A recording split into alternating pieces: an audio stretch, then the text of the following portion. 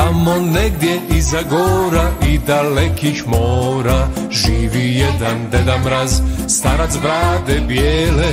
Čita pisma što dolete sa svih strana svijeta, sprema sanke i irva se poklone da dijele.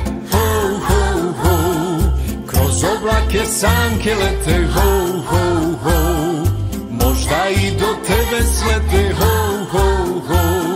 Moraš biti dobro dijete da ti pokloni dolete.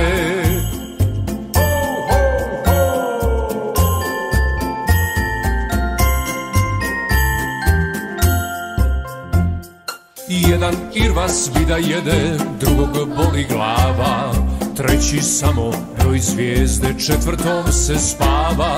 Jedini se crven nosić Rudolf naput sprema, žuri juri da poleti dok planeta drijema. Ho, ho, ho, kroz oblake sanke lete, ho, ho, ho, možda i do tebe slete, ho, ho, ho.